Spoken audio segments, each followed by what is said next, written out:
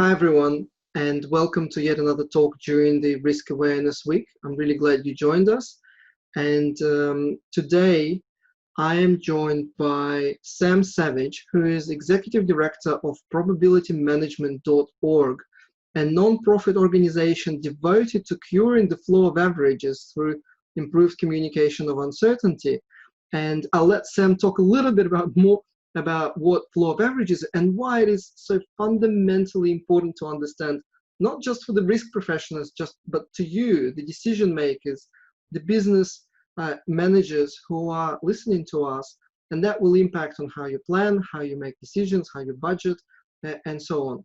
Sam is also a consulting professor at Stanford University School of Engineering, and he is the fellow of the Judge Business School at Cambridge University. So I'm really excited to have Sam online with us. And just before I hand over to Sam to start off the conversation about flaw of averages and uncertainty and risk in general, I wanted to encourage everyone to use this opportunity, ask questions, communicate with other participants, write in the comments where you're watching this from, what time zone you're in. Just be interactive, use this opportunity. Risk Awareness Week is really all about sharing experiences and learning a better way to make decisions under uncertainty. So over to you, Sam. Thank you for joining us. Alex, thank you so much for the invitation to join here. So first of all, in full disclosure, I am not in the Maldives. That is just a 43-inch monitor behind me.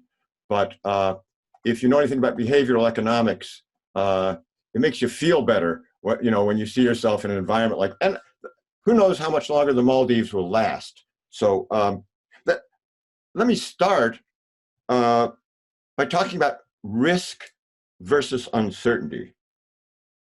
Please do. And the question here is, for example, is there a risk that XYZ stock will go down next week? And you're all saying, well, sure there is. But I say, heck no. I've shorted the stuff. The risk for me is that XYZ goes up.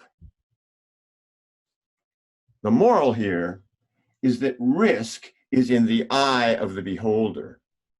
And the whole concept of risk management, I think, is very deeply flawed. The term, yeah, we have to do it, but because it's in the eye of the beholder, what we really need to do is to understand the underlying uncertainty, right? So let me distinguish between uncertainty and risk. Mm-hmm. So here's a die. Roll this thing, numbers 1 through 6 come up. It's uncertain, you think it's uncertain, I think it's uncertain. Yeah, but what number did you bet on, right? The risk depends on how you placed your bets. So before discussing risk, I want to start with uncertainty and how it kind of impacts our entire life. The Flaw of Averages, which is the title of my book, by the way, the Flaw of Averages occurs when single average numbers are used to estimate uncertainties. Oh, I'm sure no one in the audience has ever done that. Look, life is a crapshoot. You do not want to practice with average dice. Here's an average die. This has 3.5 dots on both sides. It's a terrible way to practice for craps. So let me go back to the Maldives, just for personal comfort, and I will share my screen now and give an example of the flaw of averages that virtually everybody is subjected to.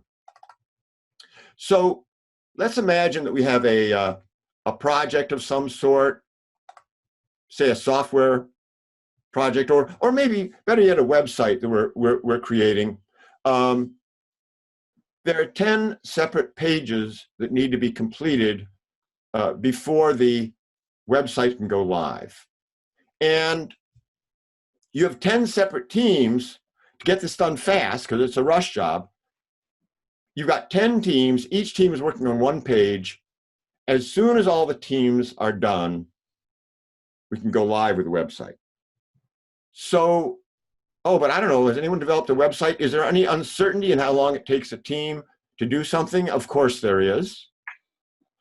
And yet we know from past experience that on average, each team is going to take 6 weeks.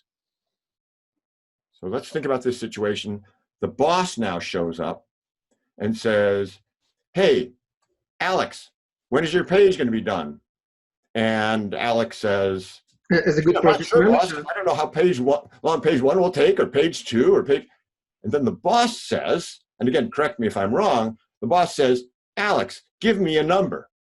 I don't know if anyone in the audience has heard that, but give me a number is the fork in the road to hell. And so let's just think about this a little bit. I'm going to ask a question. What's the chance? I haven't told you much. Mm-hmm. What's the chance we will be done in 6 weeks? And so the audience can think a little bit about this.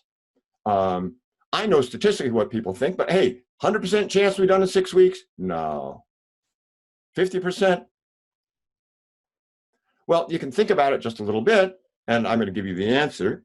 And in fact, if you're watching this, try and write in the comments underneath what you think the answer is. So I've done statistical studies here, and about 50% of people think that you'll be done in 6 weeks. In point of fact, it's more like one chance in 1,000. Which is a big, big difference. Yeah. So like if you tell me 50-50 chance we're going to be done in 6 weeks, and there's one chance in 1,000, as we say over here, that's not close enough even for government work. And let me sort of prove to you that that's the case. Just imagine there were a 50-50 chance of each team being done in 6 weeks. Mm-hmm. That could happen, or that could happen, or that could happen. Well, we're not done until the last team is done, like the longest one here.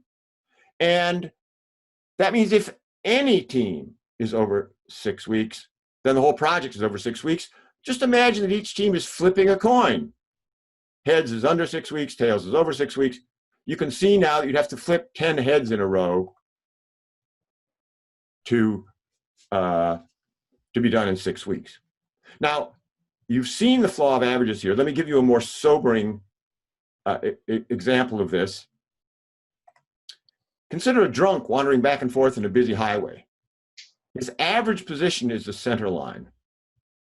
Therefore, the state of the drunk at his average position is alive. But on average, the drunk is dead. Again, not close enough even for government work. Now, this has been known for well over 100 years by mathematicians as something called Jensen's inequality. We'll get to that in a second. But it's really in need of public relations more than mathematics at this point. People just have to be warned about it. And so, first of all, I call it the flaw of averages, and that's the title of my book. But in addition, I've come up with an audio logo for the flaw of averages. So, for example, here's an audio logo you all know. That's Intel. Well, here's the flaw of averages. Now, one other example that you may have heard of is the statistician who drowns in the river that is on average 3 feet deep. The flaw of averages really states that plans based on average assumptions are wrong on average. So that's a very, very powerful message. It really is, and you have to. These plans can be more or less wrong depending on what kind of problem you have, and that's really sort of what the book is about and what everyone should be aware of here. Let me show you more or less how we're going to solve this thing. And so at probabilitymanagement.org, we are a nonprofit that is attempting to do for uncertainty what Arabic numerals did for numbers. That is, we need an unambiguous, actionable way to communicate uncertainty. And we've had support from a bunch of great companies. Our board of directors includes Harry Markowitz, a Nobel laureate in economics. So we're actually taking this very seriously, and we've been actually very fortunate in that we've discovered how to solve this problem in native Excel. Now, we're not limited to Excel. Excel just represents our first 1.2 billion customers, but it's a nice base. And in fact, it is platform agnostic. But let me explain now how we go about dealing with uncertainty in a completely unambiguous way. So I'm going to do this with dice because everybody understands dice. And the way we represent the uncertainty of dice is by rolling them and storing them in a database, the results. Mm-hmm. So I'm sure a lot of your audience is aware of Monte-Carlo simulation. Packages like At Risk, Crystal Ball have really spread this technique. And you're going to see that we can now do this in native Excel, and we can do it even faster than we could do before. It's going to be interactive. So here we've stored 10,000 rolls of 3 separate dice. And so, for example, roll 1 is a 4, a 5, and a 6. Mm-hmm. Roll 2, a 3, a 2, and a 6. Mm-hmm. Roll 9,165, these 3 ones. So I haven't memorized all 10,000, but you see it's auditable, which means that accountants can actually deal with this stuff. Now, here's the magic. We make use of something in Excel called the data table to run the numbers 1 through 10,000 through that cell. This is an index statement here that points into that array. And now if I go down here and I say, show me what happens when I roll 1 die, let's see how long this takes to roll a die 10,000 times. On your mark, get set, go. Gee, that was pretty quick. That was really instantaneous. Mm-hmm. I can add 2 dice. And lo and behold, there are more 7s than anything else. That was native Excel. That's not been possible for more than about maybe 10 years, but people are really not aware of it. So let me go back now to sharing my screen. And first of all, there's the fact that everybody can do it. And secondly, there's the fact that it's interactive. So I know that the audience has a wide variety of backgrounds. Some of them may be suffering from what I call post-traumatic statistics disorder or PTSD. I want to start out with something that everybody understands. These are the differential equations of motion of a bicycle. And the point here is that you do not learn to ride a bicycle through the seat of your intellect, but through the seat of your pants. That's because it's interactive. And once simulation now has become interactive, that is, I can roll the dice instantaneously, it allows a whole different way to understand and deal with uncertainty. So in the book, The Flaw of Averages, I defined something called limbic analytics, which it's actually the name of my blog, is Limbic Analytics.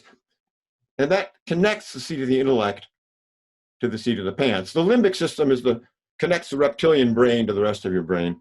And here's a cartoon from the book of someone connecting the seat of their intellect to the seat of their pants. Now,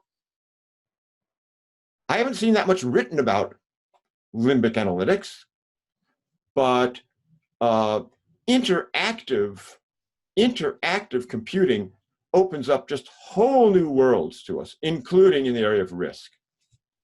So let's go back now and see how we use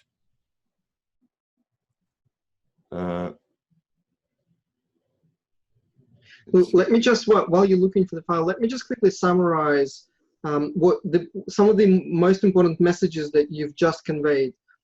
First, planning the way business plans are traditionally done, the way budgets are traditionally done, using single point estimates, and most of the time it's just some most likely or average number.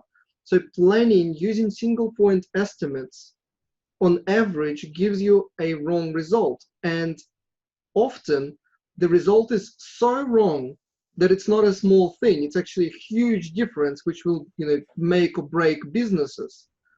And that's just a fundamental mistake in the methodology of planning and budgeting and investing that the businesses are currently doing. Luckily, there is a solution. And the good news is that the solution is now available even in native Excel, as well as all the other platforms where planning may happen. But there is a solution, and now you will tell us more about it. Yeah, absolutely, Alex. And so at this point, it's basically just an education process. You'll see there's more to it than that. There are other revolutions that have taken place here besides just Excel being able to do it. Yeah. But let's go back now to this problem of scheduling the website. And first of all, we have a library of these arrays. Now, I didn't define this before, but I'm going to give these names. Okay, so in fact, let me go to my background again. I'm going to go to my my whiteboard, and everyone is familiar. Let me shrink this down a little. Okay. So everybody is familiar with the concepts of bit and byte, right? So bit and byte. And so if we're going to do this new thing with uncertainty, right, I need something that reminds you of bit and byte. So we're going to get rid of bit and byte, and we're going to replace them with SIP and slurp. The SIP, and by the way, it's one of these things where I made up the acronym first. I said, oh, it's got to be SIP and slurp. Well, what the heck is that going to stand for? Well, SIP was easy. Stochastic information packet. Slurp is more tortured. We'll get to that. We'll get to that in the next video. Okay, mm-hmm. But those are important concepts. The SIP represents that array. Think of it as I ran a monte-carlo of the dice, or I ran the monte-carlo of whatever, and I just stored the numbers. It's that simple. It's that simple.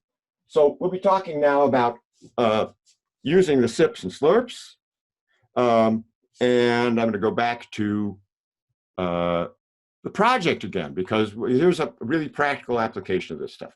Mm-hmm. So here's the SIP library, and there are 1,000 of them here in this case, 1,000 trials. So when I go over here and I scroll through trial 1, trial 2, trial 3, right? You can see them, and when you're showing this to a manager, they're beginning to understand this through the seat of the pants. Okay, but let's talk about a business decision. So imagine that there was a contract and that there was a late penalty if you come in beyond 7 weeks. And you've negotiated the contract, and they're saying, you finish in 7 weeks, or we're going to penalize you $100,000 per week. And you're thinking, that's pretty good, because say on average, on average, we should be done in 6 weeks. And then you discover the flaw of averages. And you say, oh my God, maybe that's not right. Maybe we should run a little simulation. And by the way, when you do calculations with SIPs, we call it SIP math. And so this is a SIP math model in Excel. And so now, here's the outcome based on the average input. Yeah, scenario 1 happens. Oh, then we're done in 7.7 weeks with a $68,000 penalty. How about scenario 2, 7.8 weeks, an $82,000 penalty? And here's what you have to understand, what you have to get across to your boss. We don't care what happens with the average inputs. What we care about is the average of all these things down here over 1,000 inputs or 10,000 inputs. Let's see what that is. So the inputs given the average are 6 weeks and no penalty. On average, it's 7.8 weeks and 86,832. Well, suppose you were only making a margin on this project of like, you know, $70,000. Then on average, you're losing $16,000 every project. You're not going to make that up in volume, as they say. Okay, now here's the really cool part. So this is a native Excel file. We're using the data table. There's a separate sheet over there. Here we have the outputs, right? And so you can send this to 1.2 billion of your closest friends as a template. People can start making decisions around this. So for example, we haven't quite inked the contract. You come running back to the contractor. You say, oh, you know what? We actually don't like this deal. Can we talk you down to 50,000 on the penalty? And they say, sure, we're amenable to that if you finish in 6 weeks. Uh-oh, now the penalty is 92,000. That's not great. And so you say to them, ooh, would you give us 8 weeks to finish? And they say, sure, but now there's a $150,000 penalty.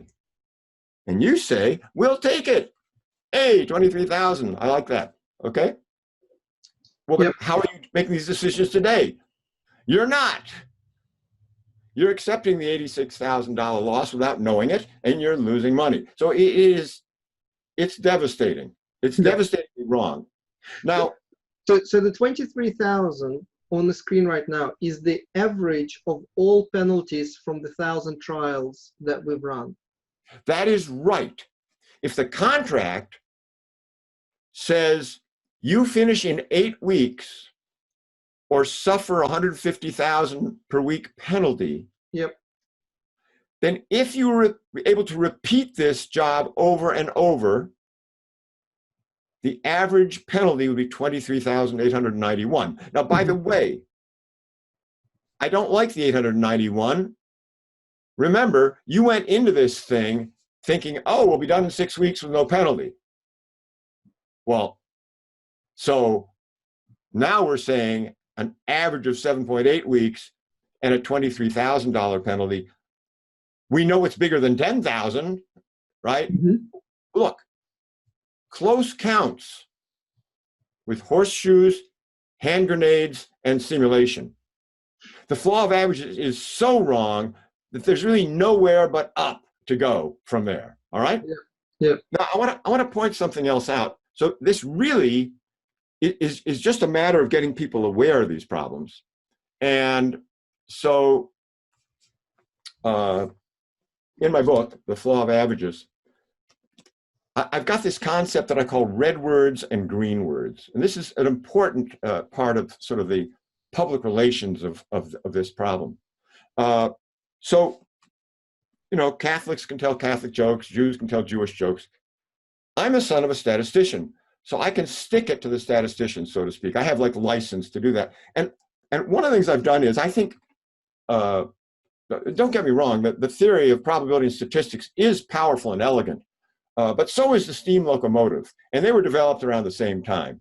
And so in this book, I have a concept I call red words and green words. A red word is something you might have heard in a distant statistics course, and no one would understand you if you said it anyway.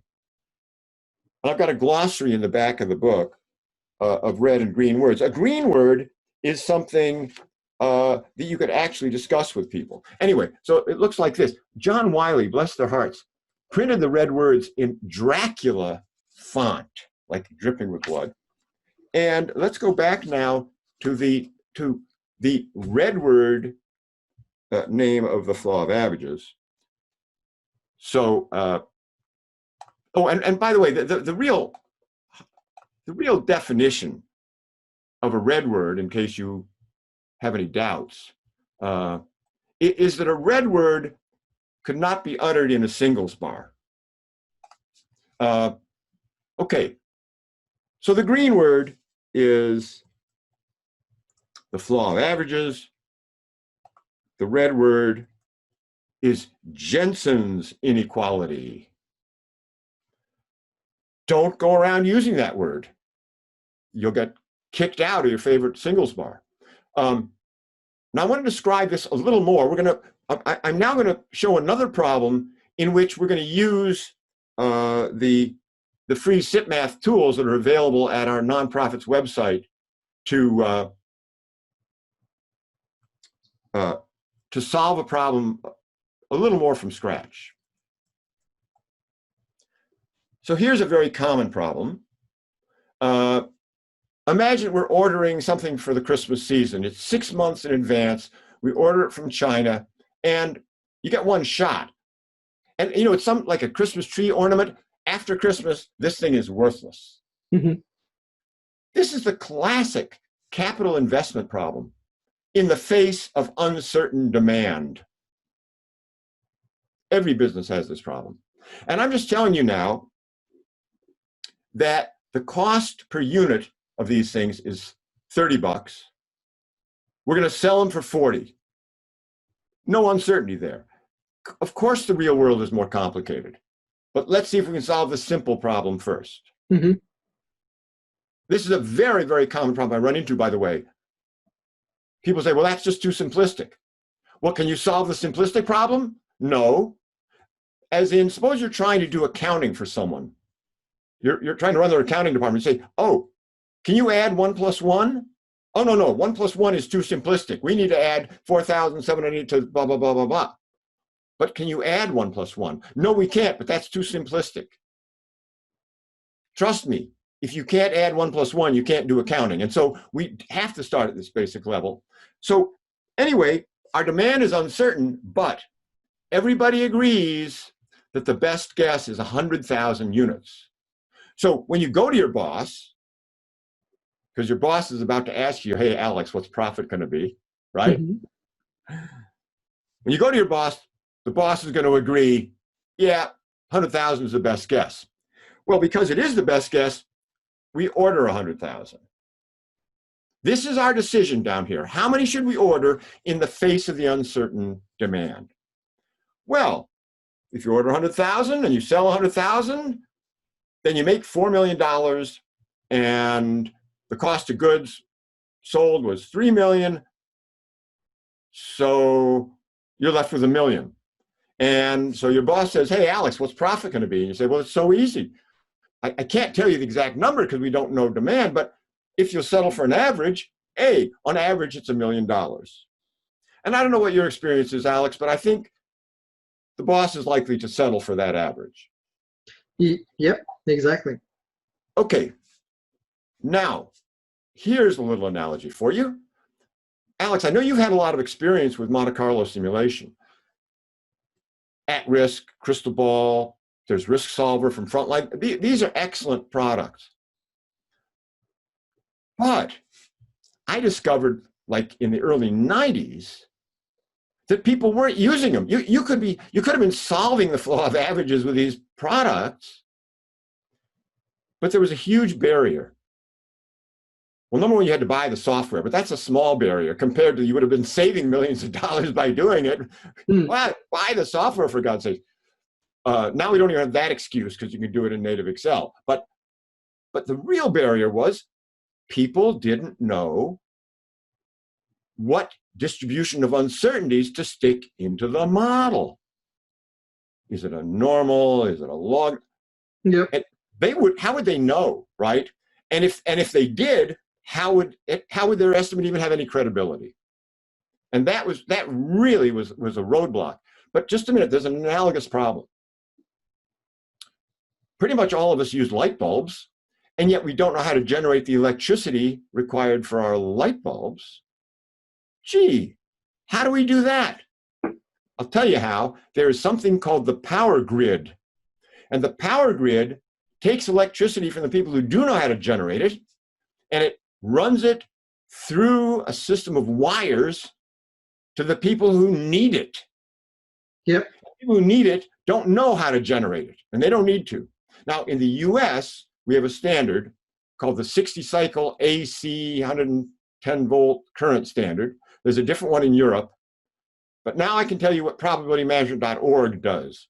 We have developed the universal now, worldwide electric standard for probability distributions. And I'm going to use that now. That's a standard for communicating SIPs. So, yeah, and just on that topic, that is another very, very powerful message. So for the people that are watching us right now, who are the decision makers and the business managers who may not have the necessary competencies in statistics, modeling, corporate finance, or probability management, they don't need to, because there is a better way. That's right, and I'm going to do that now. So we're going to devote our attention a little bit to, okay, I don't know how to model that uncertainty, right? But someone does in my forecasting department. Now, I'm showing you at the top of the screen the SIP math tools. There's a great free version of these at our website, and they're very powerful. I'm going to hit the initialize button, and I'm going to go to a library to pick up the SIP of demand. I'm going to browse, and here's demand. I'm going to open demand. Okay. Now, a couple of things happened. The first thing that happened is that it created a new sheet where the simulation is going to go. That's where the data table is going to go. And just so you know, if I go to data, what if analysis, data table, probably only 3% of your users are even familiar with this, but it's there, folks, and it is robust. It didn't used to be robust, but now it's really robust, and it is driving the simulation. So that's the first thing. So it made that additional sheet. And then the second thing it did is it opened a library. Here's the library with metadata. If I click on that thing, there's the SIP. So there's 1,000 trials of demand. Where did it come from? Don't ask any more than you ask where your electricity came from. That's the important part. Yep. I will show you in this case more or less where it came from. But the point is, status from a business perspective, it came from your risk department. It came from the risk department to the planning department. That's right. That's right. And in fact, maybe here's a case where maybe we need a new word. Maybe it came from your chief probability officer. All right, your CPO. So we need to deal with uncertain numbers. And remember, uncertainty and risk are two separate concepts here. So, so we can think of it as part of your data information now. Your data, it's the age of big data. Someone has got to take responsibility for these auditable estimates of uncertainty. And yeah, the chief risk officer would probably be most prepared to do this. But that means that they're doing things outside of the area of risk, right? They're now doing things dealing with uncertainty all throughout the organization, right? So maybe there'll be a political fight over who gets to do it, but somebody better be doing it. Okay, so to review, I used the tools. I opened a library. The library has a SIP of demand in it. Now, I'm going to go to the library input.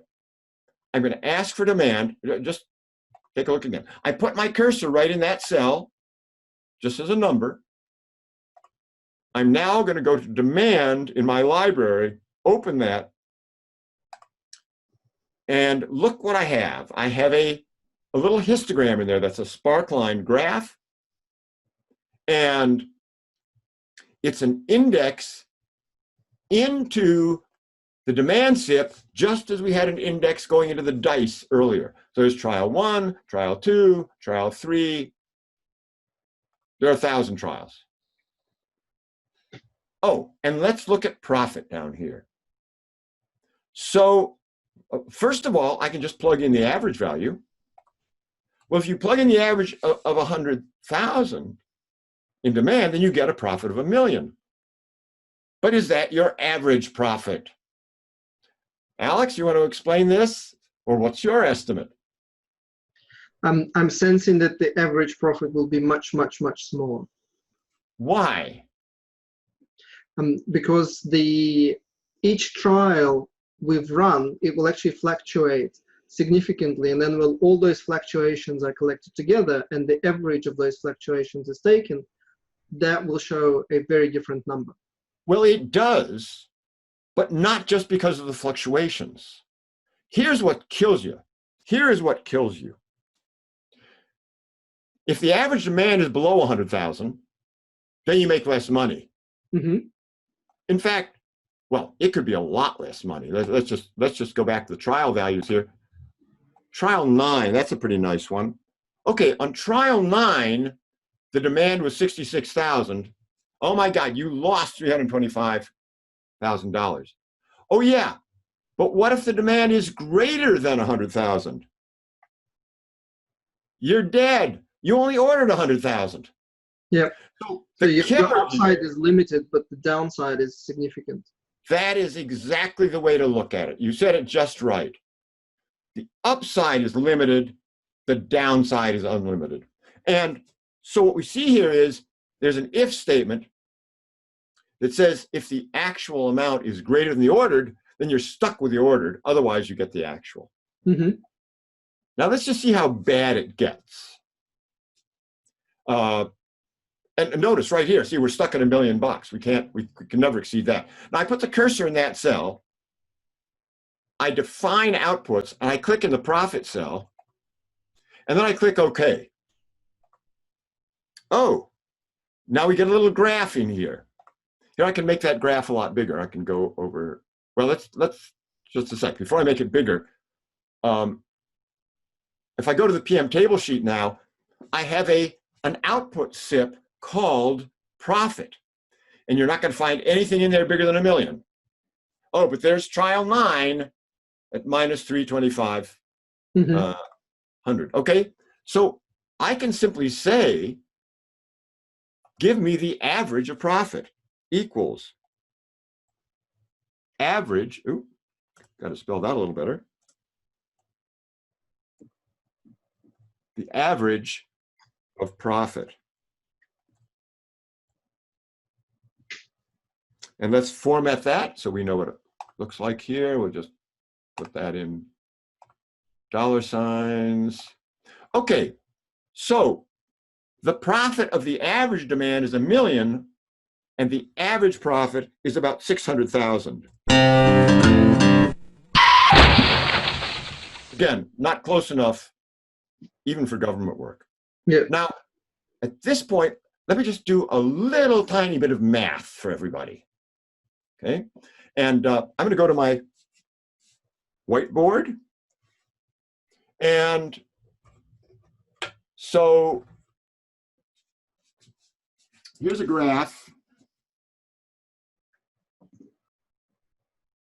of demand. So think of this as demand. And the average is right here at 100. So here's 100. That's the average. And here's profit. Profit goes up there. And of course, well, if you didn't sell any, then you're down. You're way down here. You've spent $3 million if you don't sell any. But of course, you're going to sell some. But the profit line goes up and up and up and up until you reach 100,000, and then it levels off because you're capped, as you correctly pointed out. And by the way, you're capped then on the profit side, which is $1 million. At $1 million. Yep. Well, this picture is worth 1,000 words. This model, this line bends, as in the word nonlinear.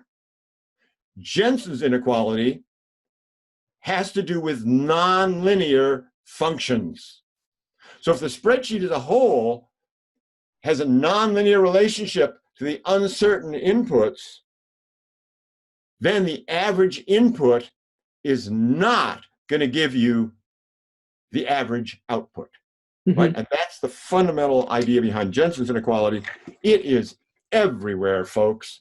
And so let me now say a couple more words about how you would estimate that distribution of demand. So that's kind of an important thing, because again, you won't do it yourself, but I'm telling you, if you have an organization of probably more than 20 people, you've got someone who knows enough statistics to do this. So let's talk about where distributions come from. And they really come from forecasts. So let's talk about a typical forecasting technique. Gives you, virtually all forecasting techniques have this property. They give you an estimate of the uncertainty inherent in the forecast. So suppose this is a forecast for demand, and that's the past demand down there. And then this is talking about the future demand. Here's the average future demand going out like that. And then we have a 95th percentile of demand and a 5th percentile. This is inherent in most forecasts.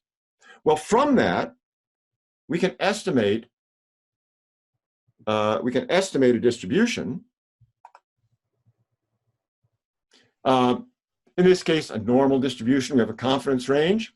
And here's typically how these things are used.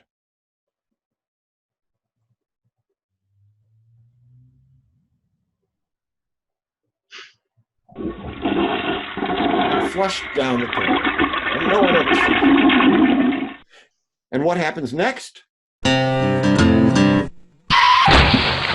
So all we're saying here, Alex, is take those distributions and make SIPs out of them. And now you can have it in a library in the cloud for your entire organization. Yep. And let me just go back here and point out the tools. We're going to discuss these tools more in a later lectures. Yeah. Lecture. But the thing to understand is the tools are completely separate from the model. Number one, they're free. Number two, they build a model you can share with anyone. And so I think with that, we should probably finish up this session. And again, thank you for having me on. It's been a pleasure. Let me very quickly wrap up some of the just fundamental messages. Flaw of averages And planning using average is dangerous, very, very dangerous, as Sam has indicated. The alternative is to communicate in ranges, communicate in distributions, do not use single point estimates. And to communicate, the distributions is the new way of communicating future uncertainty. And to do that, you don't have to be an expert.